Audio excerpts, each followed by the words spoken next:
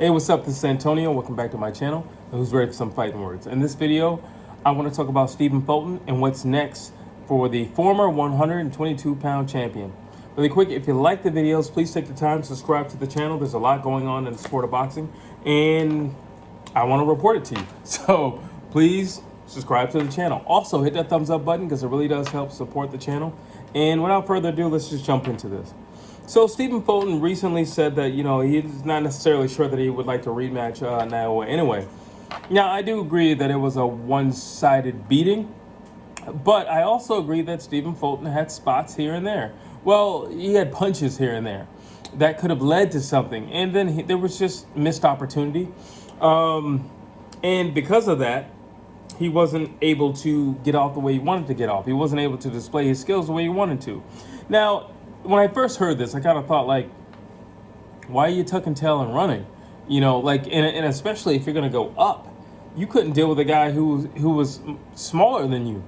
And now you're going to go up and fight guys at 126 pounds. Now, it can't be the fact that, it was hard for you to make the weight, because he said the week of the fight that he was eating 3 meals. So that can't be that. It cannot be that, he wasn't making weight and that was a hard weight cut for him. I don't believe that. So why would somebody say that they'd want to go up rather than, do a rematch? Clearly, 122 seems like a good size and good fit for you. You haven't been there very, very long, but it seems like a good size and a good fit for you. Now you're going upwards where guys are going to hit much harder. Guys are going to be a lot, more dense in the body, in which case it's going to be harder for you to hurt them, and it's going to be easier for them to hurt you. And you're still talking about 126, so these guys are still fast. It's not like they're slow, in comparison to you or anything like that. I actually think it's a lot more dangerous for him to move up right now than to, rematch Inoue. Now, granted, even if he were to, say I want to rematch Inoue, it's not like he's going to get it anytime soon. Probably in a year or so, quite frankly, maybe one, possibly 2 fights in between. But that also depends on what Inoue would like to do after, his unification bout. So things, the sport of boxing, things can change in a blink of an eye. But as I thought about this, I really think that he should stay at 122 pounds. I think that he should get 1 or 2 fights under his belt and get his confidence back. Although, if you let Stephen Fulton tell you, his confidence never left. Even in the post-fight conference, he blamed himself rather than Inoue, which is, if you ask me, quite delusional. It was all Inoue. That's the reason why you lost. It wasn't that, you didn't do something right or you didn't fully commit to something. It was all Naoya Inoue. But that's neither here nor there. That's in the past. So I compiled a little list of things that I think that he could do. I'm not necessarily saying that he can beat Naoya Inoue, especially after the one-sidedness of the first fight. But I am saying if he were to tweak his game a little bit, it would have been a whole lot more competitive. Like a whole lot more competitive. So I wrote down a little list. Starters, number 1, no backing up. That didn't benefit him to back up. I mean, you can either circle around or you could tie Inoue up. But the backing up, not too good. Stephen Fulton actually knows how to fight backing up. I just don't know why he didn't do it backing up. He had a lot of moments where he was stagnant and just kind of still in time. And while being still in time, Inoue would tee off on him. So no backing up. You can go that way, you can go that way. You can circle around, you can do the dance around the ring, but you cannot back up because it wasn't good for you last time. Especially if you're going to be mesmerized at what's coming at you. No backing up. Secondly, like I just said, moving to the side. You can create new angles, and also the other thing that would do to Naoya Inoue would be that he would have to reposition himself.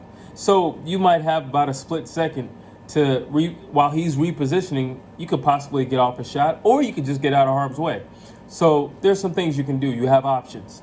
Let's see. Establish your jab. Now, in the first fight, there was no establishing of the jab of Stephen Fulton. I thought it was a little weird because that's one of his stronger weapons and bigger tools in his shed. Yet he didn't use it. He didn't. By the time his jab came out, honestly, the writing was on the wall by the time his jab came out. His jab came out, I want to say, truthfully came out around 4 or 5. And by then, the writing was on the wall. If you ask me, it was already too late. Inoue came in with a lot of confidence, but let's just say by round 4 or 5, Inoue was darn near flying over the place, okay, in confidence. So it didn't really serve him much. So I would say you have to establish your jab. You have to double up on that jab. You have to. You have to. I would prefer if you put some, you put some pepper on that thing and really use that jab. But even if you got to pepper somebody, then do it. But you have to establish it. You do have to establish it, and you have to establish it early. Let's see. Being first. So Naoya Inoue was first every time. In every sequence that they had, in every position that they had, in every station of the ring that they had, he was always first. And I was simply saying, why don't you just shoot first? Listen, win, lose, or draw, at least now he's reacting to you. By not going first, number one, Inoue was setting the pace. He was also leading the dance. And he was also given the time to think about what he would like to do while leading that dance. But if you shoot first and you double up on that jab, you take away his moments of thought process. You also make him reactionary as opposed to, him leading.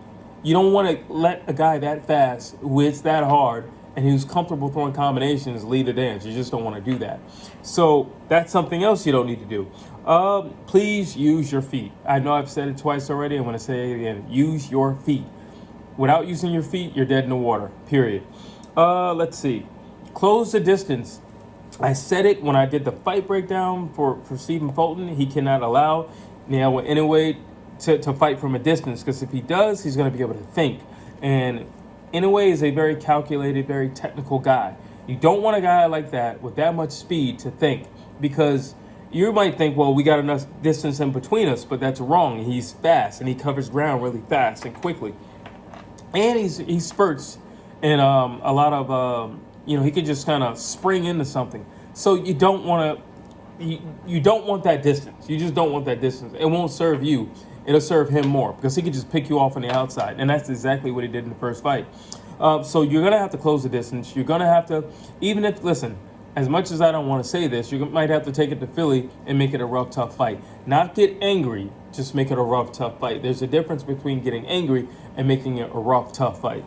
Let's see. So, well, here's my next one. Don't get emotional. Stop with the emotions in the ring, because it didn't serve you. By around, I think it was 6, Stephen Fulton's like, yeah, come on. And I'm like, dude, he's piecing you up. He's definitely moving forward. What are you talking about? You're just egging him on. And you've been egging him on even before you came to America, which leads me into my next. Don't make it personal. Like, some people strive and they pride themselves on proving the other guy wrong. Don't give him any more steam. Don't give him any more gas than what he needs to do. All right? In my personal opinion, Inoue fights better when he's angry. If you keep it just solely competitive, you keep it respectful and competitive, I don't think you'll see the best Naoya Inoue. However, you piss him off and you accuse him of taking all types of steroids, that can make him angry. You accuse him of loading his gloves, that can make him angry. You accusing people, not good. Don't do that. Do the opposite of that. Just be cordial, just be respectful, and understand that this is a sport.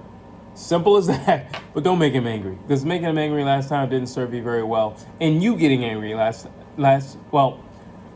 making him angry served him.